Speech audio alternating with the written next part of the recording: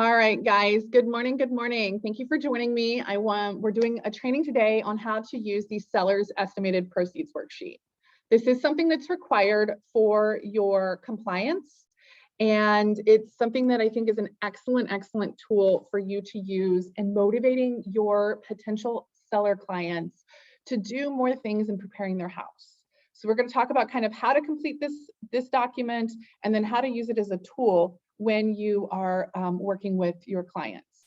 Note that there are a ton of apps that will automatically calculate this stuff for you guys.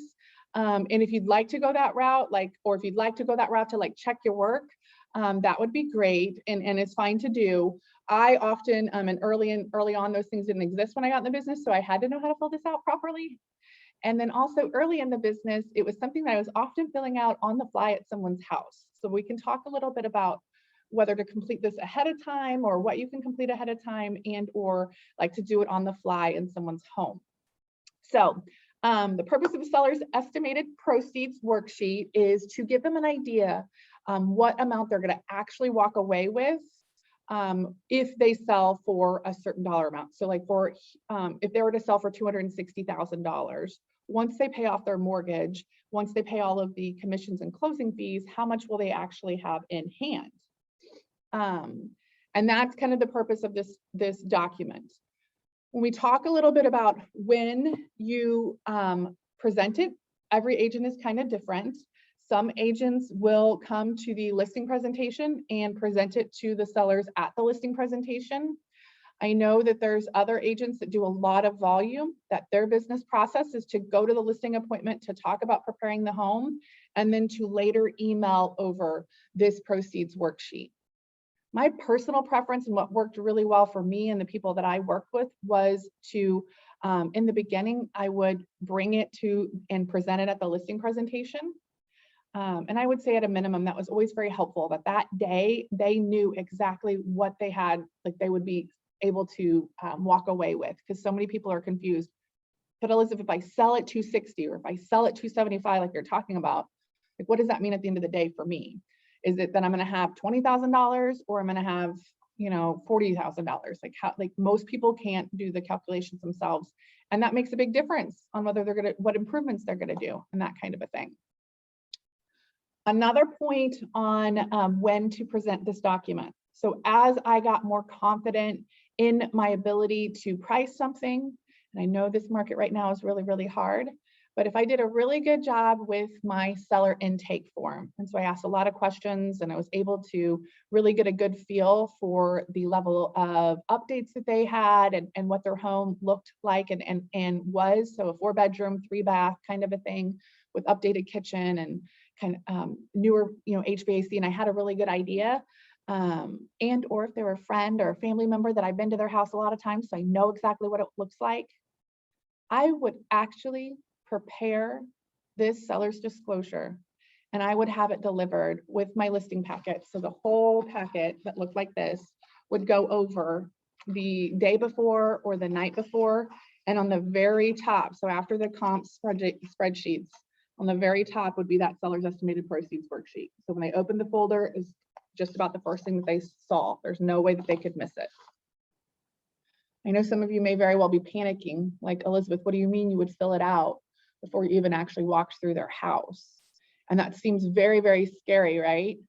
But I had a pretty good idea that with the size and condition that they described, that we would likely end up between 260 and 275. And the nice thing about sending it ahead of time is, guys, when I walked through the door for that listing presentation, had I not been there before, or even if they were good friends and I had, we weren't walking around and talking about replacing carpet or, oh, maybe we could remodel this. We talked about maybe redoing this master bath. If at the end of the day, they knew they were only going to walk away with the current price of $20,000 kind of a thing, right? So there's so many times I'd go to listing presentations and we're talking about all of these improvements. And then we get down and we sit down and we talk about what they're going to walk away with. And they're like, oh yeah, we're not going to do that big bathroom remodel we were talking about. We don't need to replace the carpets. So it helped a lot there. Also, a lot of experienced agents talk about doing this because in that listing presentation, so many times clients are just waiting to hear what the number is. And having been in that position myself as a seller too, there's often times that you can't focus on anything else until you're like, well, is she going to say it's worth like, you know, 240, or is she going to say like 310, like the one down the street? And once you deliver that number live in the listing presentation, sometimes too, they stop listening because all they're thinking about is okay, so if we got 45,000 out of this house and we combine that with what we have on our savings, and we could blah, blah, blah, go get another house.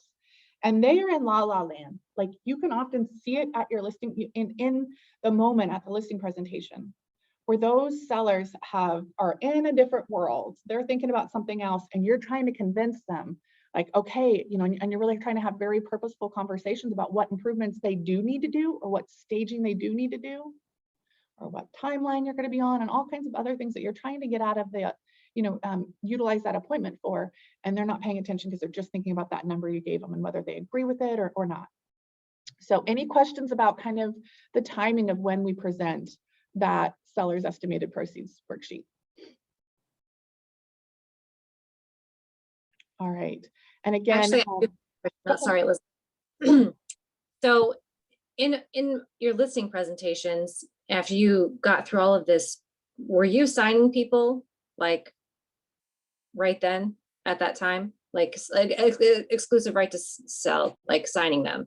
Yes. So in my listing presentation packet, right behind the estimated proceeds worksheet would be all of the listing paperwork. Okay. And so I had it right there to get it signed. Yes. You would fill in the price on the exclusive right to sell once you had this discussion and figured out where you were going to pinpoint it. Yep. Because all of this can be updated too later, right? Like, so in some senses, and it depended on the relationship too, Jessica. So if it's my BFF and I know they're going to definitely work with me, then it would be more of like, hey, you guys, all of that paperwork's in there. If you're a paper person and you want to be able to read it, I can also like email it to you to digitally sign. And there were times that I would do that even, you know, with someone that wasn't a friend, but I would say, you know, like, yes, we're moving forward. Sometimes I would send it to them to e-sign because it was faster, but a lot of times, guys, and we learn this in like our bold trainings, and it's something that is really, really crucial. I would be, if they were in agreement that like, okay, let's do this, guys, get it signed. Like, don't let it be a, okay, great. Like, I'm so glad that you guys are, you know, that you're excited. And it seems like we're like, and then you go home and they have time to think about it, or they are going to interview one more agent. There was many times where people were like, well, we actually were thinking about interviewing another agent, and then we really liked you. So we went ahead and just went with, you know, signed with you. So I would encourage you to have the listing paperwork with you so that you can just go ahead and lock it down. The other thing systematically that was really nice is if I got all the paperwork signed at that listing presentation, then it was really easy for me as an individual agent to come back and scan that all in and have it all ready to go over to the MLS the next day and for compliance. And then as an agent that had an admin, with having that system in place, when I added an admin to my team, it was really easy for me to come back with my manila folder and to say, here's all the signed exclusive right to sell and all the signed documents for you. They're going to go ahead and fill out the seller's disclosure, and we can pick that up on Friday. So it helped tremendously to have it available to where we could just knock that piece out on our, you know, process and our what the things that we needed to take care of. But yes, it was, and the times that they're nodding and saying like, yeah, no, let's do it. That sounds good. That date sounds good. Let's go. Lock it down, like get it signed. And yes, I would completely agree to have it ready, or suggest to have it ready.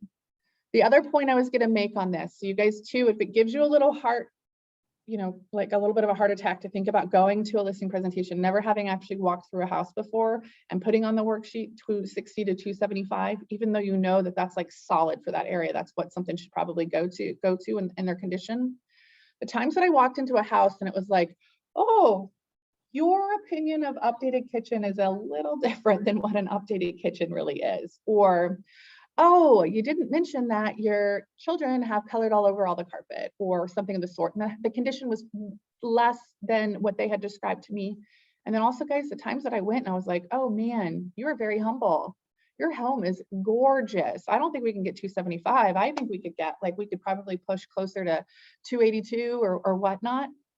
I would take that estimated proceeds worksheet and I would cross through it and I would say, is it okay if I make some adjustments? Your house shows so much better than you know what you kind of described on the phone. You know, and I would make the adjustment on the fly, and that's why it's important to know how to fill this form out.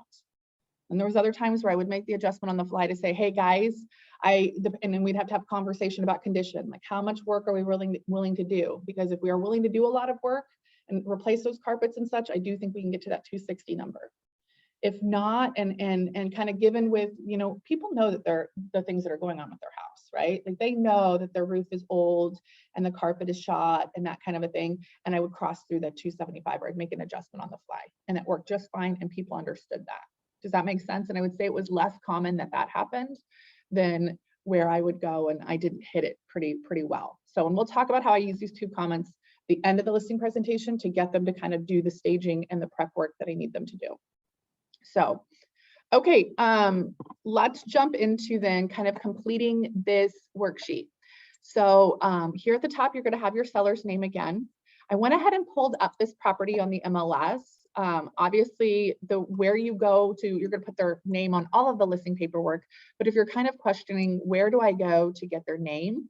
When you go to an old listing for the property, let's say, for example, you can click on Real List here, Full Property Detail. And it's going to bring up this screen for you where it will have the client's name as it appears on title. And so that is what you want to use on your listing paperwork. And that's what I use to fill out the top of this sheet. Okay, so then let's see, new computer. Can I do this? We're going to pull this down here. Okay, so then street address, obviously the street address of the property. And now let's talk about that estimated closing date and how you use that to your advantage. If on the phone during your pre-qualification and that intake form that you filled out for the seller, they said, well, we're kind of kicking around the idea of maybe moving, I typically would put a date that was 60 to 90 days out for that estimated closing date. Sometimes I would, you know, that way, like, and if it was something that was more of like, well, I don't know, it might be like more in the fall kind of a thing, I would push it out like 90 to 120 days, but I kind of give that window so that it didn't freak anyone out. Because if they said, well, we're kind of thinking about selling in the fall, and I put a 30-day note on it, it makes me look at my intentions. Like if I put a closing date that was 30 days out, looks like my intentions were to like force them to sell tomorrow. Now, if they were on the phone with me and they're like, Elizabeth, we are so excited. Like we've been working really hard to get the house ready. We watch HGTV all the time. So I think we've done a lot of the staging we already need to do. But we're super excited to get it on the market, or we're getting relocated and we need to have it listed here real soon. I would put a 30 or a 45 day, like a more realistic of like what it would be that they would close by. And sometimes I would use that date and do a 45-day date if they were kind of like, I could tell in their conversation that they were leaning more towards selling when they said, we're kind of thinking about it.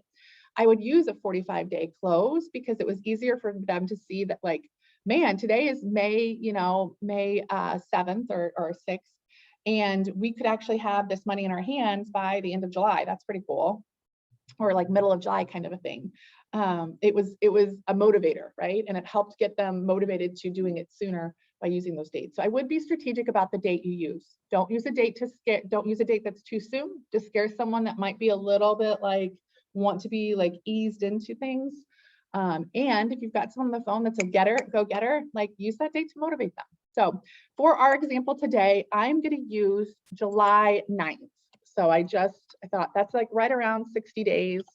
And let's say for this client, July 9th was a date that kind of felt good when I was speaking to them. Next here, we have 2 columns. You don't have to use both columns, guys. I like to use both columns because it gave me a range to work within. I often would talk about these 2 columns in different ways throughout the appointment.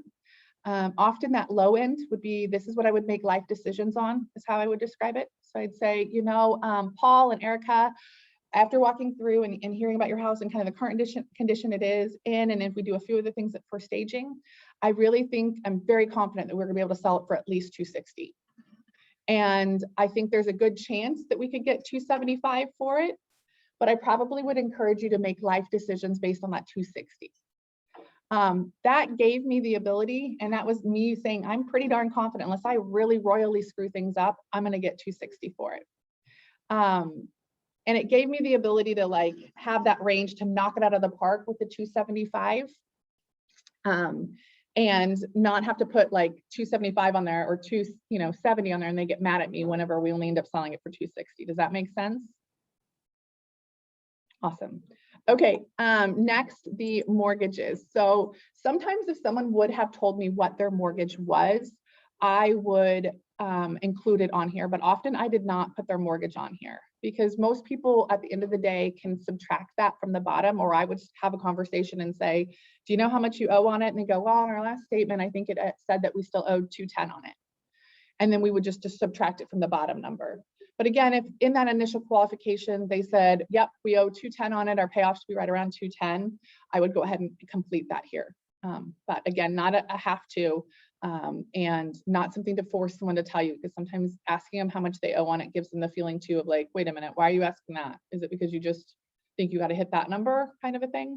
And some people are really weird about telling you that. Other people are totally cool with being like, yeah, we think we owe $210 on it.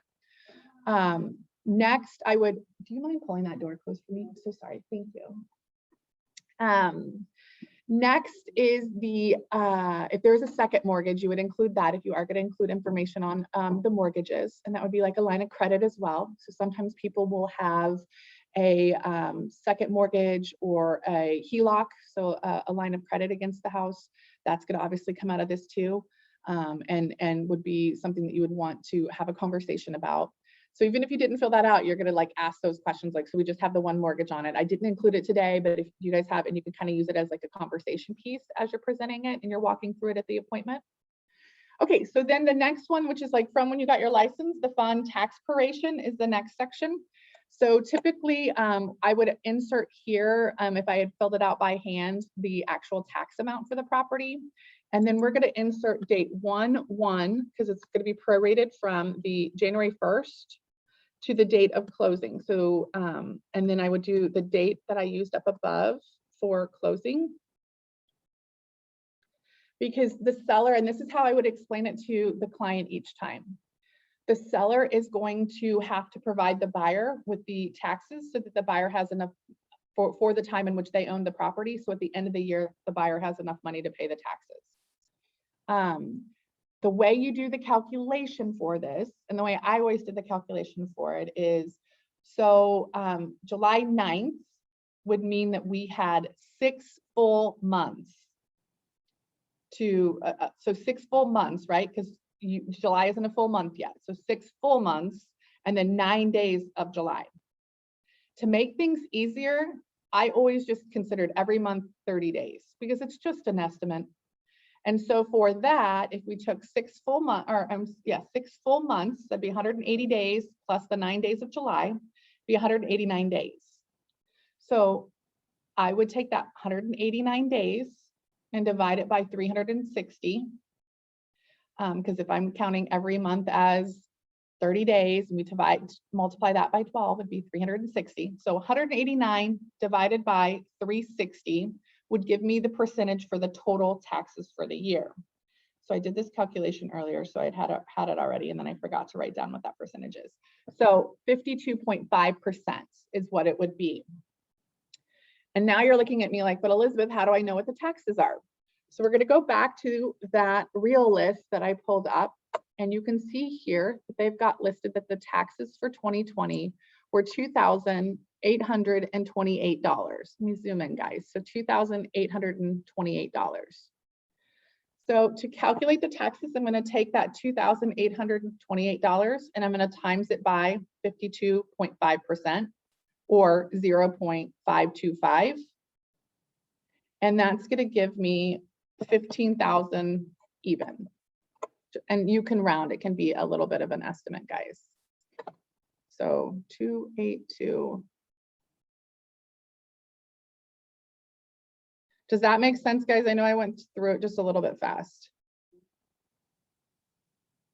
I'm sorry, it doesn't, that's not what it equals. It equals 1484. So I recalculated it.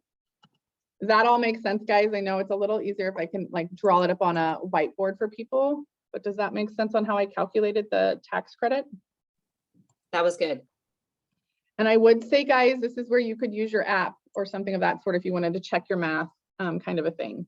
But one other small detail, I would always put your commas in there. It makes it a heck of a lot easier to read in a listing appointment to have the commas in there instead of just all the numbers. Okay, so when I'm going through this in person with the clients, guys, one of the things, I'm a visual person. If you've been and sat down with me to talk about getting into real estate or been to any of my other trainings, you know that I'm a visual person. And so one thing I like to do here is I would draw a circle around each of these figures in both columns. And I would draw a circle around 1484 in the first column and a circle around 1484 in the second column as we're going through and I'm explaining it to them. Because even if I sent it the night before, I'm explaining each line to them. The reason I'm circling it and what I would tell them is, okay, so at the end of the year, the buyer is going to be responsible for paying the taxes for the property. And so we have to give them a credit for the time in which you own the property. And so we're giving them a credit from January 1st to what we've got estimated as your closing date of July 9th. And that amounts $1,484. I'm circling this, guys, because note that $1,484 is going to be returned to you out of your escrow account. Currently, you are escrowing for your taxes and insurance with your monthly mortgage payment. And some people will look at you like you've got four eyes and they're like, what? They are then. Other people might say, oh no, we own the house outright, so we pay our own taxes. And that's a little different. But the people that say, oh yeah, we do escrow for them, say, okay, great. Well, note, when we close on your property, the title company is going to send you the balance of your escrow account and what's in your escrow account within 30 business days. We don't get that money though the day of closing.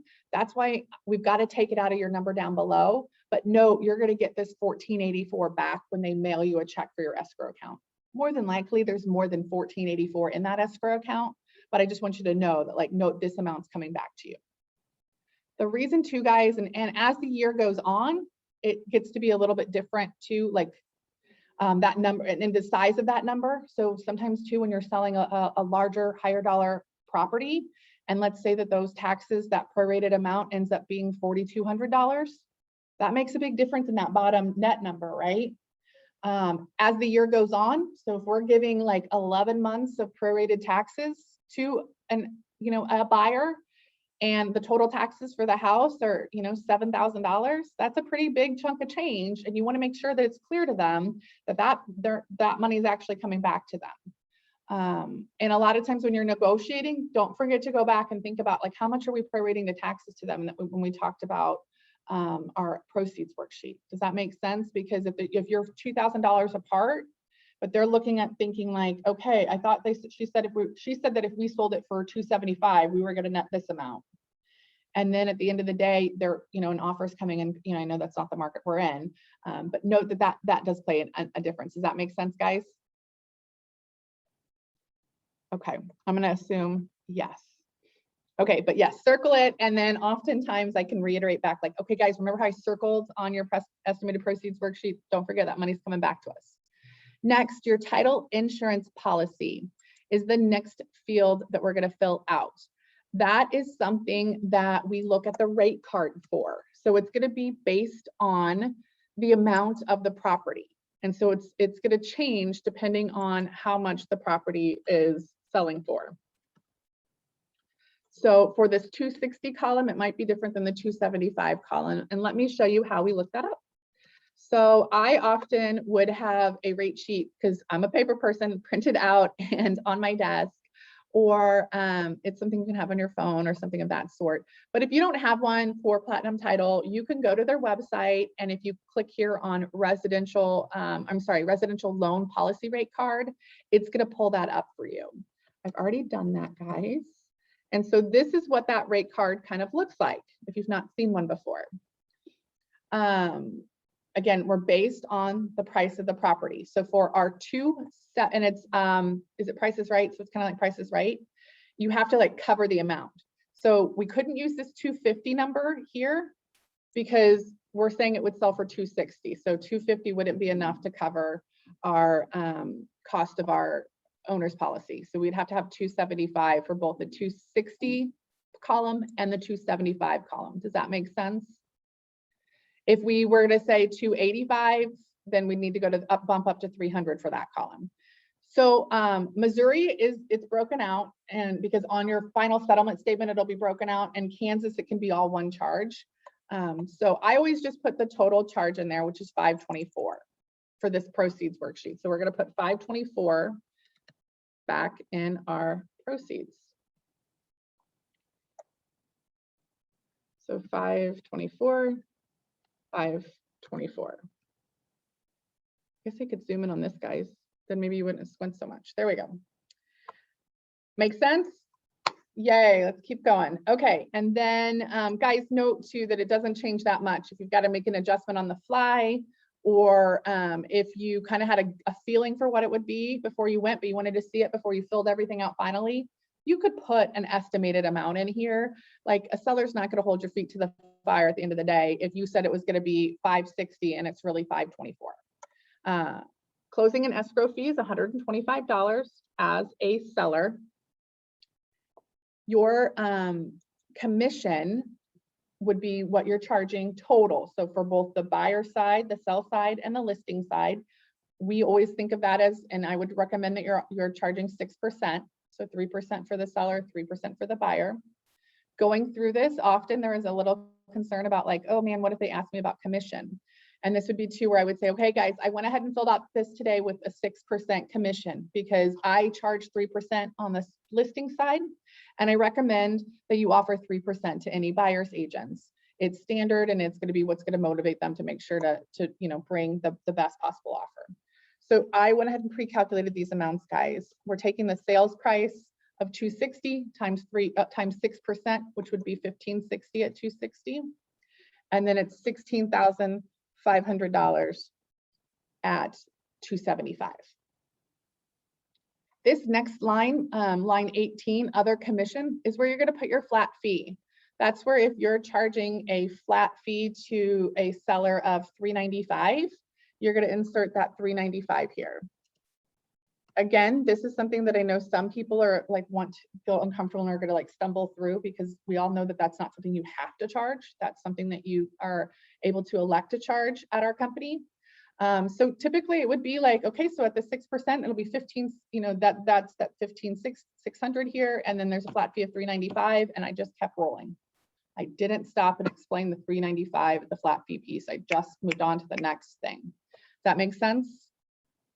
So don't get more wrapped up in it than you need be. Okay, and then as far as the rest of this, there is one other thing that we need to include if it's a Missouri property. So a closing protection letter is required. It's $25, and but that's per title company. So if the buyer uses a different title company than the seller, it would be $50 because you're going to pay $25 to the seller and $25 to the buyer's title company. So sometimes I would go ahead and put in here $50 just to cover myself. Now, will there be wiring fees? Will there be other small fees? Sure, there might very well be for that particular lender, other small like payoff, to wire the funds to the mortgage company, small fees, but I didn't really worry about including those too much. Now, under the potential additional expenses, this was kind of a game day decision too, depending on the property. I often didn't include anything here unless we knew for a fact that we were putting a $11,000 roof on the house, then I would include that number here. Or if the seller said, we know that we're gonna probably have to do stuff at inspections, which I know is a different market than we're in now, I might include that stuff here. But otherwise, when I was at the listing appointment, I just went with the basics. Now, when we're filling this out for offers that come in, and if you're paying buyer's closing costs or there's a home warranty or anything in that, this is the section in which you would include that. Any questions, guys? Okay, so the way the next piece here is you're going to just add up all of the things in the column. And I have not done that yet. So let me just do it super quick.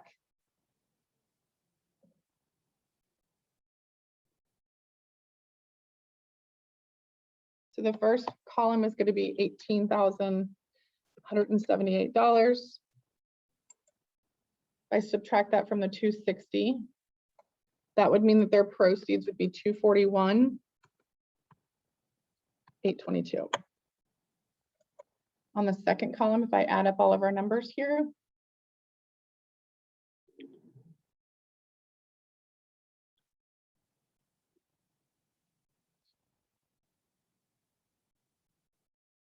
be 19,078. If I subtract the 275 I had at the top of that column, it would make their proceeds 255,922.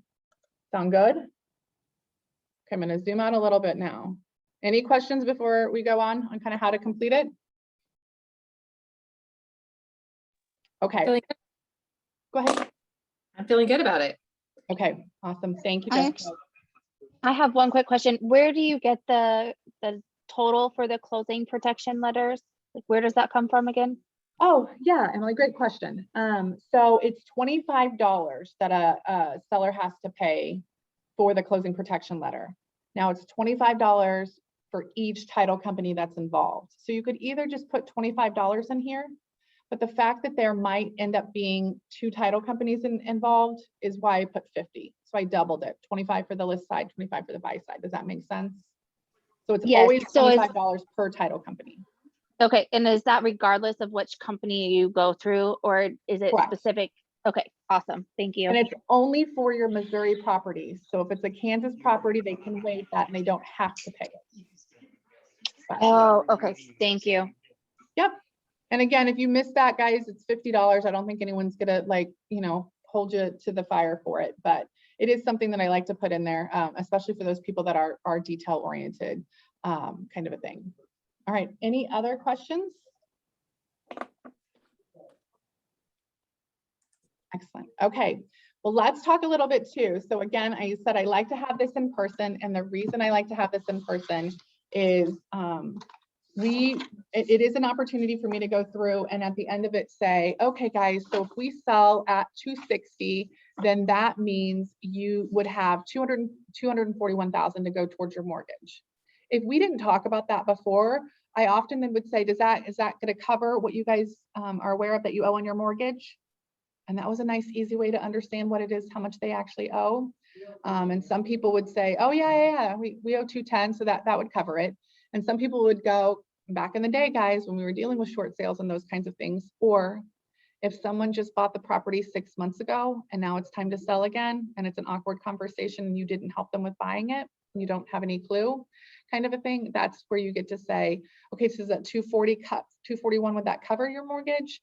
And they're going, oh, I think actually, I want to say that with that second mortgage, I think we're more looking at like, Elizabeth, I think it's more like 245 that we owe. And it gives you the opportunity to have a conversation with them about their options. And you say, okay, well, if you owe 245-ish on it, so we're kind of a difference of $4,000. Do you guys have that $4,000 if we were to end up selling at 260? Do you have the $4,000 to bring the cash to closing to make up the difference? Or what are we looking at? You can have that, like, it's an awkward conversation, but you can have that conversation. And some people would be like, yeah, I mean, as unfortunate it is, but yes, we could come up with it. The times that spread is bigger though, guys, and it's whatever situation. People are getting a divorce, someone's getting relocated and they bought the house and they just don't have the equity built up. That's a bigger number. Then you can start to have conversations too about what other options they would have. Like, okay, if we absolutely have to sell this house because you've lost your job, you're getting relocated, and you don't have the cash to make up for it, it's what's called a short sale. And you can go down that path, and I won't go down it today, but you can go down the path of explaining them what a short sale is, what that means for their future of buying houses and such. But you know to go down that avenue right then and there, instead of getting super excited that you're going to get to take a new listing when maybe it's not something you're actually going to get to do. Maybe they're going to decide to rent it out instead of selling it, kind of a thing. Does that make sense? Okay. And then most of the time, and in our current market, like most of the time, people are like just blown away. And they're like, what do you mean, Elizabeth? You really think we can sell this hunk of junk for 260 to 275? Like, are you kidding me? Like, really? And I'd be like, yes, I do. I would make life decisions. I'd, like give you my firstborn if I didn't hit that 260 number. I'm that confident that we can get that number, right? We could talk a little bit about like, does that work for you? Because sometimes too, when you say, oh, you owe 210, so now we know what kind of cash we're working with, they get a lot more motivated, where they're more excited about like, well, honey, then like, yes, like let's sell this hunk of junk and let's go get our nut. I mean, I know it's going to be hard to buy the other house, but let's go get the new house. Let's go do it.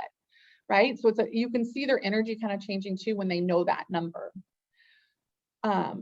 Okay, so one other point, and the reason why I like the 2 columns, guys, we've all been to listing appointments, and if you haven't yet, you'll be on like at least a dozen of them, where it is kind of uncomfortable because the house is like overstuffed with furniture, or man, like the paint colors are just really wild, or the carpet needs to be replaced, or whatever it might be. There is some either staging that's significant that needs to be done, or there's home improvement projects, right? And by having those two columns, you can use it to your advantage to say, guys, how we talked a little bit about like what general staging, and I'll bring the stager in and she's going to give you your room by room bullet point of what to do for your staging, right? But we talked about those kind of like big ideas of things, like those big concepts and those bigger things that we, we really need to probably do with replacing the carpet, which I would estimate is probably going to be around $4,500 for the whole house. And with maybe painting some walls and kind of pre-packing stuff. And I know you were a little hesitant and kind of unsure. I do think that if we don't end up replacing the carpet and painting, we probably are looking closer to that 260 number, and I still think we can get it. But I think if the more we're willing to do, the closer I think we can get to that 275, and maybe even beyond it with this market. But painting and replacing that carpet's really going to help us push closer to that 275 and beyond. And then you just zip it, and you let the two of them look at each other, and then look at the paper again and look at the difference between the two numbers. And then they are motivated by the numbers on the paper to say, well, gosh, 275 sounds a lot better than 260. And you said it's just 4,500 for the carpet. And you think if we replace the carpet, that would be enough, kind of, if we're only talking about replacing the carpet and then doing staging. It's super, it makes it, guys, where it's about a number. It's not about you as the agent saying, replace the carpet because you're going to make my job easier. You're going to make it easier for me to sell your house for more. So it again takes it back to numbers and away from Elizabeth as the agent trying to tell you what you need to do to make my life easier because I'm just lazy and I don't want to have to market your house harder, kind of a thing. A lot of times too, sometimes it's not about, replacing carpet or painting. It's not anything big. It's just they got too much crap in their house, and taking the personal photos down is a little bit of a fight with people sometimes, right? And when you show them that they could get $15,000, which is a lot of times what we were talking about was just doing the staging for me. And if I say, well, guys, if we like the more that we do on that staging report that we're going to do and what we kind of talked about generally, but the more we do with what the stager suggests, the closer we're going to get to that 275. And it's not doing anything major. It's literally just making the house look neutral and such. You guys, it motivated the heck out of them, because so many times I would say, you don't need to restain the deck. You don't need to do, any of the remodel the kitchen like you think you do. Like, we can get 275 out of this house just by neutralizing it and pre-packing and staging some stuff. They were super motivated. I'm like, it is the best way for you to get the most money out of your house is by staging it. And it would really motivate them tremendously to get as much of the staging recommendations done before listing their property, because they could see that that meant a difference of $15,000 to them, or more than likely meant a difference of $15,000 to them. Does that make sense? Yeah. All right. Well, guys, so that is your seller's estimated proceeds worksheet. Again, if you wanted to ahead of time, like if you want to fill it out day of at the appointment, it's totally fine too. Often they'll give you the little tour, and then you can say, okay, great. Give me just a second. I'm going to like write this up, and then we can talk about kind of what it would look like to sell at different numbers of where I think we'll sell. And they're going to give you space to do that, and are going to be fine with you taking your time to sit there and fill it out. If you are going to fill it out in person, I would highly recommend that you calculate your taxes ahead of time, because that's something you can fill out on this form and don't have to do live in the moment. You can also add your closing escrow closing fee of $125 on there. You can do an estimate, a kind of a roundabout estimate for your title insurance policy and have that field filled out. You can have your flat fee on there, your closing protections, where all you're having to calculate is the commission based on what it is the purchase price is that you fill out at the top. So I would suggest if you don't fill it all out ahead of time, to at least have that stuff, so that you can just add that last number in, add it all up, and then here you go.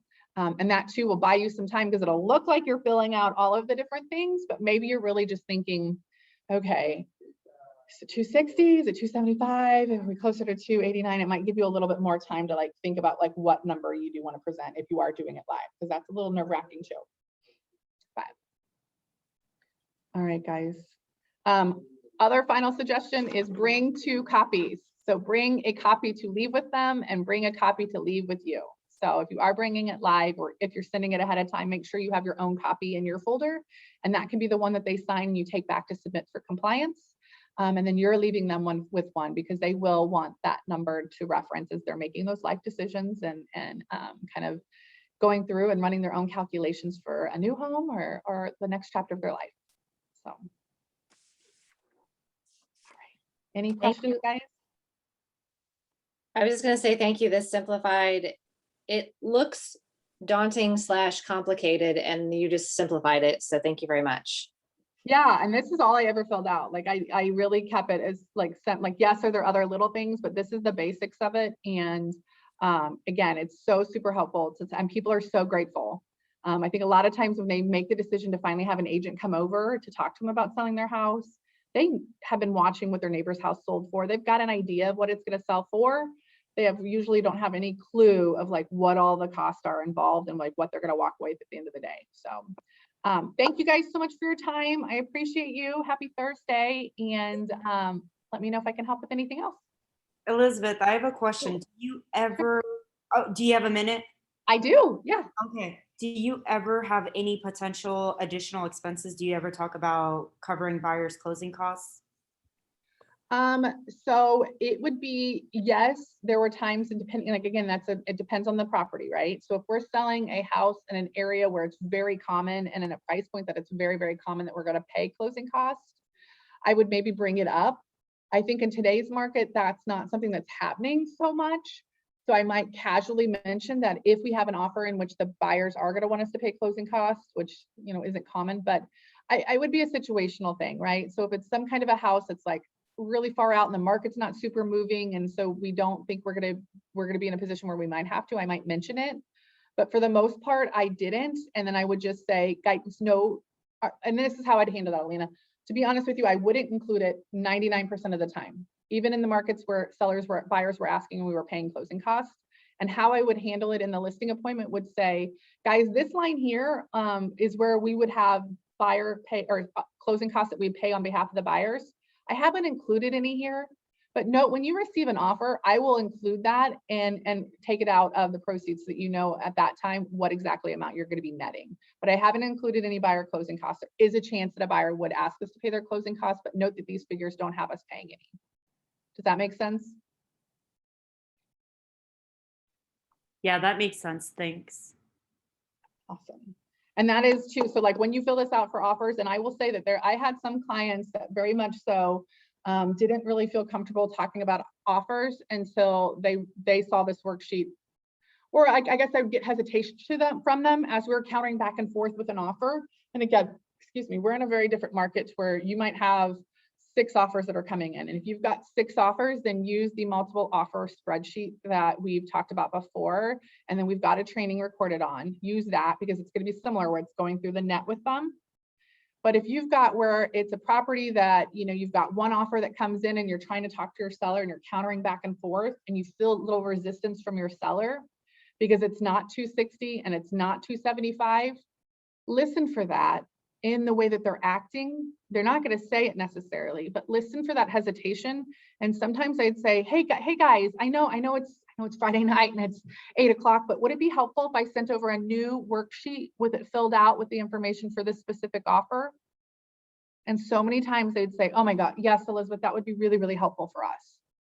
And note that some clients, numbers aren't their thing. Like I worked with some good friends of mine, artists. They were honest with me. They're like, Elizabeth, this is like wah, wah, wah, wah, wah, wah, wah, wah, wah. All we need to know is like, what's the number at the top and what's the number at the bottom? And it really helped them a lot when I would fill this out for them again and they could just see that. And they knew that that meant everything was kind of included and they knew what their number was if they accepted the offer or the counter that the buyer just gave us, that this was the number they were going to get at the bottom. And seeing it on this sheet of paper gave them comfort to move forward because it was a lot of moving parts, so they're kind of got some anxiety around it. So just listen for that with your clients. Some people will be fine, like, hey, yeah, counter them back at, yeah, we're good at 270 with these guys. Let's move forward. 270, let's move forward. And other people will want to see it before they truly are comfortable, like saying, yeah, we're good with 270, just because there's a lot of anxiety and emotions going on. Any other questions, guys, or any other like strategy or kind of experience or scenarios that can help kind of talk through with you? Okay, I'm gonna look here. We got something in the chat. Okay, I will send you the multiple offers spreadsheet training. So I think we have it on the YouTube channel, but I will check, and if not, I will send it to you. It's another fun one, and it's another kind of a tool to how to like ease the seller's mind when they're looking at like multiple, like lots of different options. So, all right, guys. Well, thank you. Good luck on all your listing appointments. This is also something that's just great to when you say, hey, are you guys curious about selling? If you want, I can come look at your house and we can talk a little bit about what projects you may or may not want to do, whether you sell today or you sell in 3 years. And I can also bring over a proceeds worksheet and you can kind of really see like what would be the number if you sold for this that you would walk away with this. And so you can use this as a tool too, as like a little bit of a carrot, a little bit of a tease to get your foot in the door for that listing appointment. Because again, some people are going to go, you really think we could, Elizabeth, if we do that like staging stuff you told us about just now, you really think we could sell this hunk of junk for $275? And they're blown away with what they can sell their house for and what they're going to get from it. And then they're motivated as all heck, and they're your next listing. So, all right, guys, have a great day. I appreciate you. Thank you. Appreciate you too. Bye. Bye, guys.